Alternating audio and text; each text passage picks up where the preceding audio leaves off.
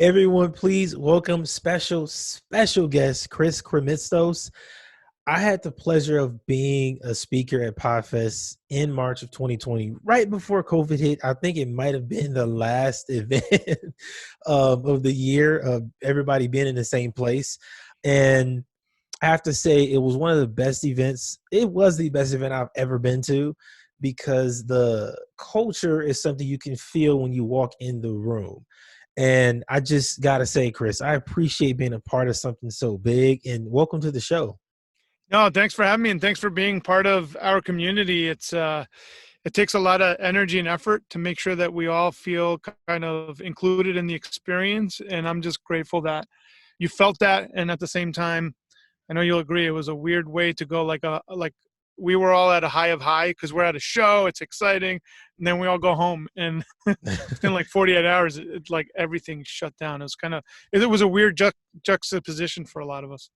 Yeah, especially for me because I flew from Seattle to Orlando, so I had to like go back across the country to kind of just see how opposite it was when I landed here. That's kind of when it had started because it was so bad here in Washington State that it was like an immediate switch. Like, hey, you can't go outside. I'm like, I was just with hundreds, thousands of people at a hotel for a weekend.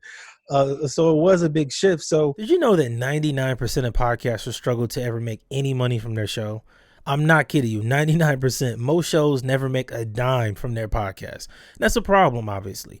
I know you see other shows out there that are getting sponsored. Some shows are getting bought by bigger companies, and you want some of that revenue too.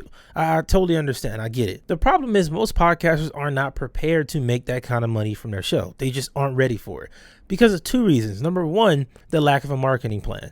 You don't have a strategy to market your show. How are you going to get listeners? How do you get attention? How do you build an audience high enough to where you actually can make money from it?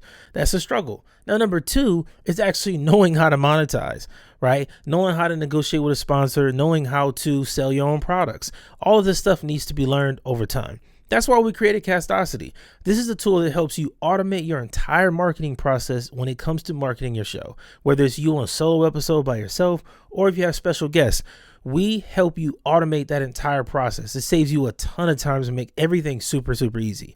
Now, we also help you with monetizing. Whether you want to set up deals with sponsors and sell your assets like a massive Instagram account or email blast, we help you with that. We even give you scripts so you can negotiate with sponsors and get paid what you are worth. So Castocity is a no-brainer. We're running a special deal right now. I want you to check it out. It's linked in the description below. With you, how did you get into the events for podcasting? Like, because I think Podfest is one of the biggest in the world now. Like, how did this come to be? Well, so I'll just give you the Reader's Digest on events. So in my late 20s, I was always getting into business. I was like a serial entrepreneur from a little kid. So I've tried a lot of different businesses from the time I was like 13. I could trace it back of like buying and selling and just transacting.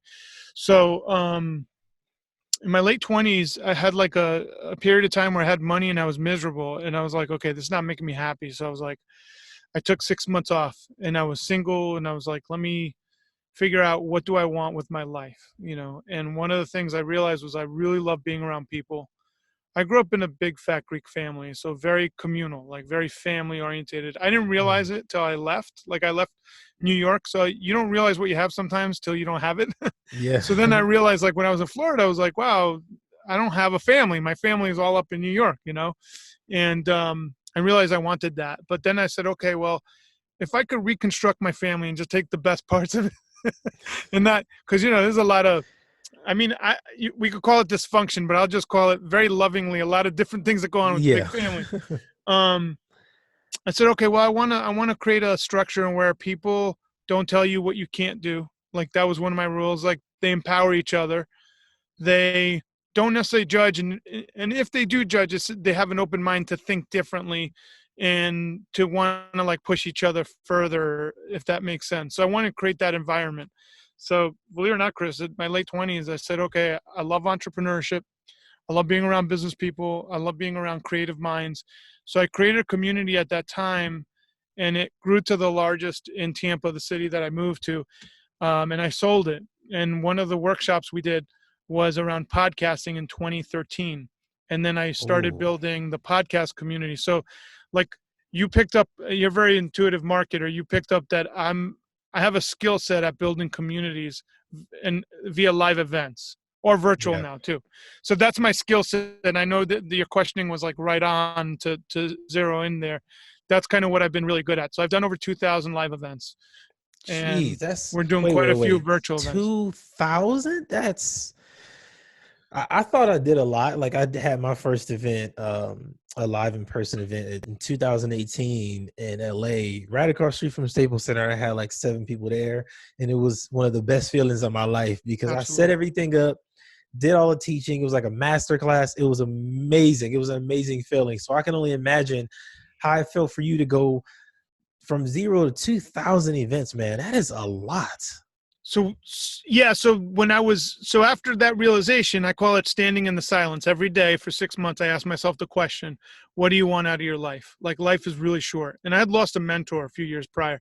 So I've lost quite a few people I love earlier in my life. So I was very conscious of um like I don't compete with people. I don't know if that makes sense. Like I want everybody around me to do well. So I don't see that as competition, and I don't get jealous because I've killed that emotion. So when certain things pop up, I actively prune them out of my existence. So I'm like very conscious about how I want to live my life. So I like seeing people do well.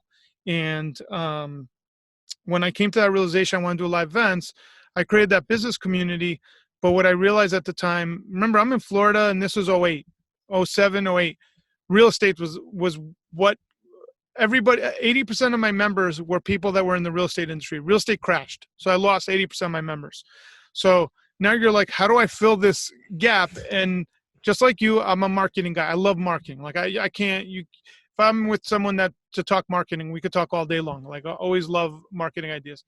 So I said, hey, social media is new. There's this thing called Twitter. There's this thing that just came out a couple of years ago called YouTube. So I started teaching classes about social media. I mean, I remember when Facebook ads first came out and I was trying them out and I couldn't spend money because no one knew to click on the right side of the screen. So like I've been testing stuff forever. When Spotify came out with their ad platform last June, about a year ago, I started testing it. So I've always tested stuff and I've always been on the cutting edge because I love doing that. So that those I did a meetup. I got on meetup.com and I said, okay, I'm going to just create a meetup at a restaurant to teach people about social media. Well, you realize like no one knew anything back then about social media, but if you're a marketer, you thought everybody knew about social media, and you realize like not everybody thinks like a marketer. People don't know Yeah. what they don't know. So Village Inn is a local breakfast place up here. I would rent out the back room basically as long as I had like 20 people eating. That was my rent, and I would charge $5 a head. And the meeting got so big, Chris, I started with like 3-4 people, like you said, like, and I was happy to have 3-4 people, but it got so big. Right. We had 50 people showing up, and I was like, okay, let me create meetups in Tampa Bay, just like a lot of city regions. There's a lot of different pockets, right? So I was like, we'll do one in Clearwater, we'll do one in Brandon, all these geographics. So I had 4 meetups. I created four different leadership groups to run them for me, and then I would go from each night of the week for 5 straight years. I had an event going on 4 to 5 times a week, every week for 5 years, to the point where Wow. 5 years in, there was like a holiday and I forgot and I scheduled something on a holiday. So I showed up to the restaurant. No one was there. And they're like, hey, dude, today is whatever holiday. And I was like, oh, crap. I had no clue about holidays. I would just work every day. And I went home. I had just started dating my wife. You know, we lived together. I went home and I said to her, it's 5 o'clock. And I said to Katie, I go, there's something wrong. She goes, what? I go, there's people outside and they're like walking their dogs. They must not be going to work. And she goes, it's 5 o'clock, you moron. I go, what? Why am I moron? She goes, all of America comes home at 5 o'clock and they walk their dogs. I realized I was a little bit out of balance for 5 years. I hadn't been home before 9 p.m. because all my meetings were after hours. Oh man, and So I I had to love adjust that. after that moment. Right, that's when you I had to thought kind of everybody was messed transition. up. It's beautiful though because it's like you were so in tune with what you wanted to Yes. do. Yeah. Like, and this is even confirmation for me because I had that one event last year, and um even before COVID, actually before Podfest, I had a meetup here in Seattle, just at the library. I had like 8 podcasters come out there, and I was teaching them different things. And I'm like, wow, this is something I really want to do. And COVID has kind of slowed things down, but I want to get into more events myself, and not necessarily large events, just master classes to teach really specific things. So, what's one piece of advice you have for the podcasters out there that want to do events that will help grow their show? Well, first off, they got to set some expectations. And I know you're a marketer, so you get this when I'm about to say.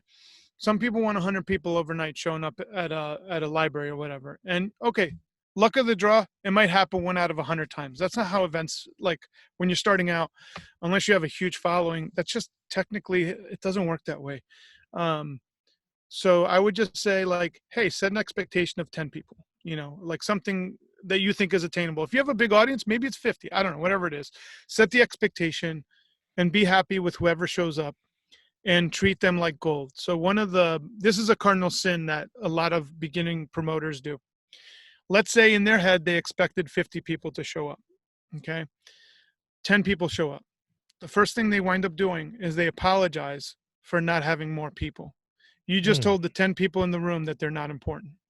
So like you never want to do that, because you just told the 10 people that you value quantity over quality. So that's one thing I have never done. I remember once we had something scheduled on Veterans Day and I didn't know. And normally that weekly meeting would get 35, 40 people and we had 11. And I remember adjusting my expectations of like, okay, I'm going to treat these 11 like gold because I'm just as happy for 11 than I was for 40. So they all said the same thing. Chris, what happened to everybody?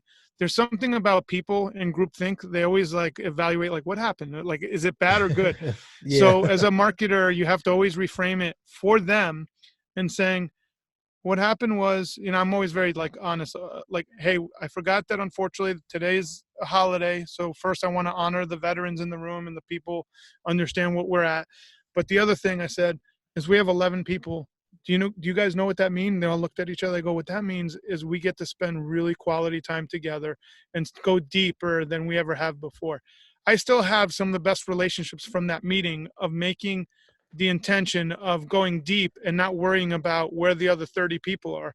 And Man. I know you came to Podfest. We had 2,000 registered attendees this past year. I always tell people I started with 5 people in a room and loved up on them, and they brought their friends, and then that's how I grew.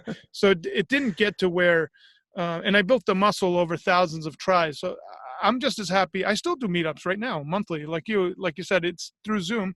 We have a great time, but I don't care if 12 people show up. I'm going to put on the show, and we're going to have a good time. Oh man, I love that. And again, this is kind of like confirmation for me, because when I had that event in LA a couple years ago, those same 7 people that showed up, they still follow me right now. We still converse consistently. They even built their businesses, some of the things we talked about, and I've bought their products. So like I think that's what those great communities are built on, is those relationships one to one. And then the great communities are what help you have a great podcast. It's like when you have a great community, that's actually going to help you build that platform for your show. It works together. My wife she was one of the first business podcasters for women. Biz Women Rock was her show. And she never got like, when she started, all those people that started with her all wound up getting like thousands of people. Because we're talking about back in the day where there wasn't enough content on the platform, which is a whole different thing. But I remember she would always be like, "Oh man, look at all these people." I said, "Katie, just be you and don't worry about it." And she would be very vulnerable, very honest with her audience. So then I can tell you, Chris, when Katie would mention something that she believed in, her people showed up. Now, how do we know, like how that? I've seen other people with audiences 10 times the size of Katie, and they couldn't pull the same audience. And it's all in like how deep are those relationships. The thing a lot of people don't measure is influence.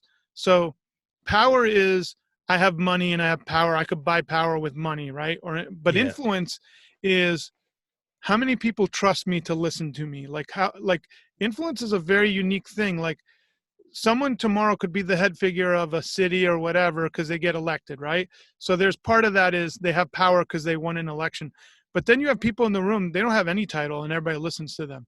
they're very influential. So I've always understood that. I didn't always understand actually how powerful my influence was. It took me years to understand that. But when you understand the difference, you understand how they intersect and how to utilize them for the betterment of the people you're working with. And not every influencer has the same level of influence with their audience, and it Mm, really varies. So Gary Vaynerchuk, for instance, I featured him when he first was up and coming in '09. Like, no one knew who he was. I had to put censored on the banner because he was the first speaker to ever curse on stage. Like, he changed the way speaking is done professionally. Before that, corporations would lose their mind if you said the S word, which is nothing now. Like, so um, he he has influence in a very broad sense. But I could also tell you about a podcaster that has millions of listeners, but it's two different kinds of influence. If Gary tells you, hey, this tech company or this thing is going to be the next big thing, or I would watch this, guess what? There's a lot of people listening to what he's saying. You might have someone else has millions of people, and they might not, they might have influence in a small little area. So you got to understand how that plays out. And quantity does not dictate your influence. Some of the most influential people that come to Podfest don't even have a podcast, and they'll mention it on their Facebook wall, and they'll have 50 people show up because we track everything. And I'll be like, "Who is man. this person?" And I'll look, and they're just an influential people, and they're like the person in the neighborhood that helps everybody. They're like, could be the PTA mom, but that's the person everybody listens to in that neighborhood. And when they put out on their Facebook wall that they're going to Podfest, 10 other people I were thinking about podcasting show up, and I'm like, that's incredible, because it's like that person doesn't even have a freaking show, and they're pulling more sales than someone that's blasting their list. So it's interesting to see how that plays out. Man, that influence is really important. And I think for me, I think if you have a certain type of show, it's easy to do events to really grow your show, grow your platform. But I think events are one of those different marketing strategies that a lot more podcasters should look into, because it helps you really grow the platform. When I just mentioned that, hey, I'm going to start doing events here in Seattle, I'm going to, start setting things up here and there. So many people reached out to me, and I got to speak at on a panel last year in October, and this is almost a year ago now, and people are still following me from that one event. So I think events are definitely a different way that podcasters can really build their platform and kind of take a step away from the usual audiogram stuff and trying to market on social media. It's I would 100% agree for obvious reasons, but even now with virtual, you could do virtual webinars, and people could register. And but events, physical events are really special. So you forget that people like from the community will come out. And think about this. Sometimes you go to an event, right? And you show up, and Chris, let's say you're speaking. You might be the only person I follow. Like, I might not even follow anyone social. I just came out because I saw this event. Like, people don't understand that. Like, some of these people, they're not like us where they're watching everything. They're not even paying attention. They go to your event. Now you're the only person they follow. So in their circle, you're the most influential person for that niche or that podcast. And they know you as that person. So that's what, I mean, that's how I built my entire career. Like, people always ask me, Man, how do you get so many people to your events? I've had thousands of at-bats helping like individuals on the street level. So when I speak, people listen. man, that is powerful. And so let me ask you this: when it comes to events for a podcaster, we talked about the expectation, things like that. What about, the logistics of it? And let's say this is post COVID, everything is back to normal. Um, what should podcasters expect in that area as far as getting the venue and food and all that stuff? Because I know that that's something, just the thought of that stops a lot of people from planning their events. So I'll give you like three different avenues to go. There's three really cool. I've learned a lot because I actually had a show I did for a while asking other event producers kind of their niche, like how they did stuff.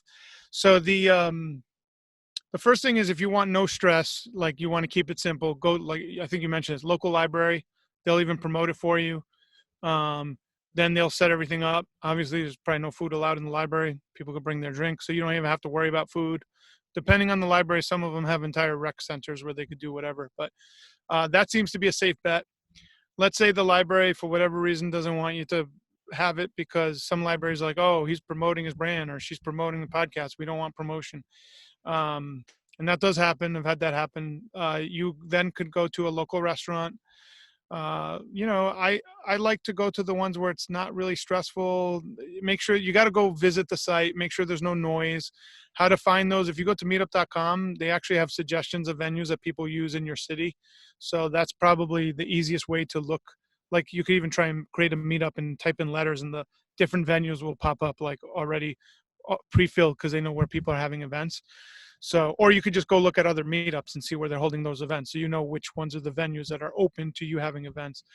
Some of those restaurants will say, hey, if you could get me 20 people that eat dinner or whatever, I'll give you the back room. Some of them don't even care. Others are like, we have $100 minimum. So what I would tell you Mm. is book your event and just know that you'll spend $100, worst case scenario, to test, which is it's worth the $100. If you want to go a little higher end and like do like educational, like at a hotel, I would do the brands like a Hampton Inn. Some of them, they're not built for conventions, so that's who you want to deal with, because they have like a small little conference room. Really small. Yeah, yeah, Those are the ones where you could get it for like a couple $100. A lot of times they might have a little, you could bring in food because they don't care about food and beverage. So that's a nice little hack if you want to go hotel and look good, and you're going to put up your signage. The other, if you want to go like really high end and look really good, you could find like a really big house and rent it out for the weekend, like an Airbnb yeah. model. So let's say it costs you a couple grand. Now you might do like an event that's $100 a ticket, and you know that you need 20 people to break even. But here's the deal: if those people show up and you're putting on a show that looks amazing, and you're in this multi-million-dollar mansion, for whatever reason, if you have a back-end product or you have a service that you'd like to pitch, you're going to convert much better because of one thing. It took me a while to learn, because I'm a very I'm not a materialistic person. Like, I don't like Yeah. things, and I'm not knocking anyone does. Just I'm not gravitate. So I didn't realize how important image is from events. I know it's gonna sound really basic, but I was more focused on breaking even, so I could have some money to take home to mama. Tell Katie, hey, we got some money, because she got tired of me saying like, next week, next year, we'll make money, because events you could easily lose money. But signage is so important if you're looking to build a brand. This is the advice. I don't give this for most other businesses, but if you're doing a live event where people see you, I would rather you invest money and lose money on your first couple of events, not a lot of money, to look good in the Mm, beginning, because that'll help you build long term. So image is really important for events, because remember, an event is your brand. So yeah. when I walk into that venue, I'm gonna evaluate you based on your signage. If you have AV set up, a lot of these places already have AV, which is good. If they don't, I have two projectors in the back of my car, so I'm ready to rock anytime I need to speak anywhere. My biggest nightmare is someone saying, "Oh, we don't have a projector, we don't have a screen." I have a projector and screen in my car 24/7. So when I Oh speak man. locally, I'll set up my own setup, and people are like, "You'll do it yourself?" I'm like, "Yep." I have 30 minutes of those people's times. I'm going to make sure I capture everybody's email. The way I do that, it's going to sound old school, but I've been doing this for a long time. I actually have a poster board, like a board, and you put in your email. So, because a lot of people show up at the live event that didn't register, because I tell people bring a friend, whatever. Hmm. I'll actually ask them to fill out a form, and then I'll get like 100%, 90% closure ratio, and then I'll put it into the computer. Oh man, that is beautiful. I love it. I love it. The projector in the car is crazy. I'm working to that level. Well, I do a lot of One, I do. I mean, to do 2,000, like I do a lot of at bats, so I get offered a lot of things. And if someone wants me to speak, I think you know the answer. I was like, yes, where, when. yeah. So I'm just showing up. And I think one area that is going to help me a lot, because just the relationships I've been building, is like co-working spaces. Like, they want to get into podcasting. They want to have podcast spaces within their co-working space so they can rent that out too. So they're looking for experts. And being here in Seattle is really kind of an advantage for me, because in the area, I'm one of the most well-known podcasters. So I want to use those co-working spaces for those events, and then just put all my content on the whiteboard. Like, for me, that's more than enough. It works every single time. Um, but I do think, man, this is one of the best ways that I think is almost not undiscovered, but I think there should be a plan for podcasters on how to use an event to grow their show, because I've done it and it helps me tremendously. Yeah, the one thing I didn't say is I have a structure for all my events. Let's say the start time is 3 o'clock. I always start it 15 minutes later than whatever I publish because I want people to get to know each other. So I'll start introducing my audience to one another. It's important for me for them to connect. Then I'll start the meeting, and my structure is very similar. Here's who I am. Here's what I do. Here's what we're about to talk about. And then for me, I do educational events. So remember, it's not around the podcast. But if my podcast was a how-to, it would literally be like, here's our guest speaker. They would teach, and then after, I would always have everybody introduce themselves, 10 seconds or less. Tell us who you are, what brought you out, and then speaker. And then after, we just ask that people hang out and connect. So I know I've done a good job when people don't leave right away when the event is done. Right? That's a good sign. Another question I have, and I know this is a question you probably get all the time: when should you start charging for events? Because I know the free model is going to get a lot of people in the door, but I know a lot of other people are like, look, I pay for this event, I pay for food, like I'm putting money into this. When can I start charging people to make some money on these tickets? So let's say you're at a library. Most of them, depends on the city and who's managing the library. Some of them will let you charge, some don't. So what I did in the beginning, because I started like free for a week or two, and then I'm like, I got to get paid. So then I started charging $5, which wasn't much for the Mm, meetups. But what I do is, let's say you're worried that you're not providing enough value, because that's what a beginner would be like in the beginning. They would be worried. So what I did in the beginning when I was starting, I put suggested contribution. So then they feel bad that they don't contribute, and they just throw money down on the table in the bucket or whatever you have collecting. I don't believe that you should collect your own money. So that's like a positioning thing.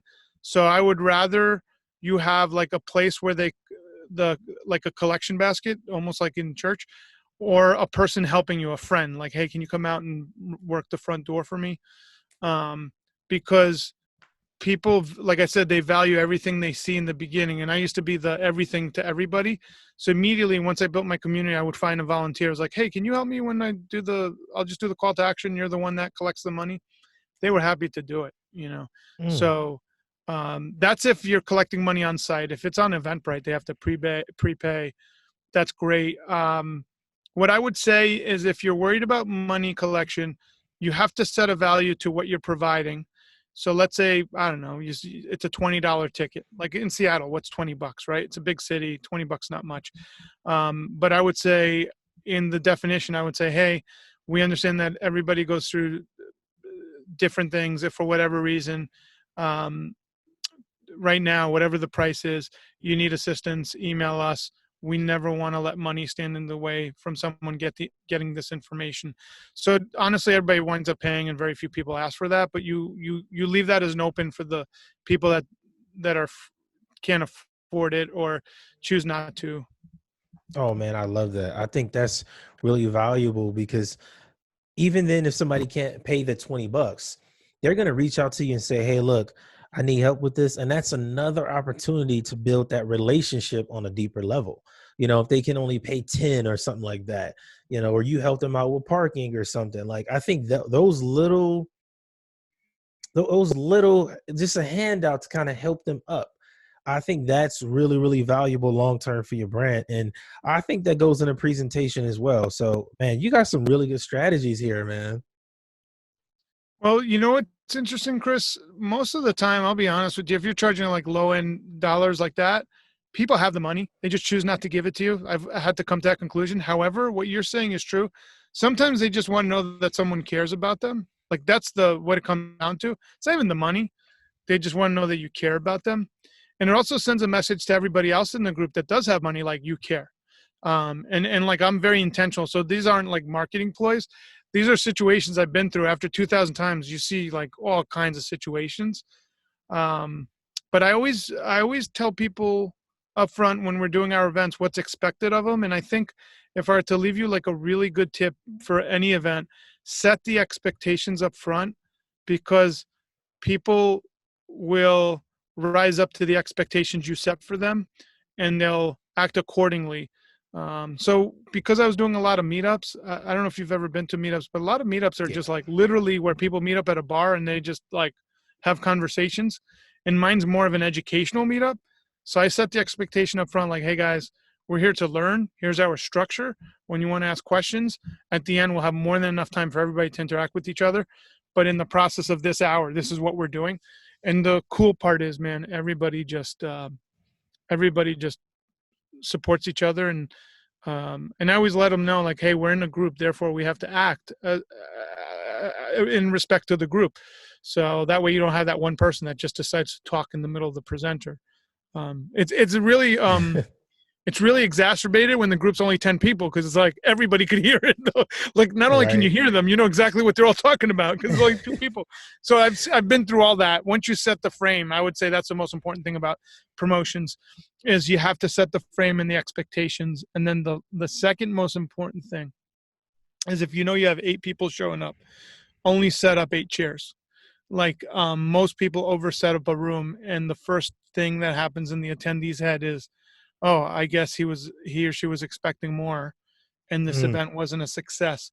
So that's a marketing thing. I used to have to fight my team all the time, because we had this thing called the main event, and it would attract anywhere from 60 to 110 people on average every once a month.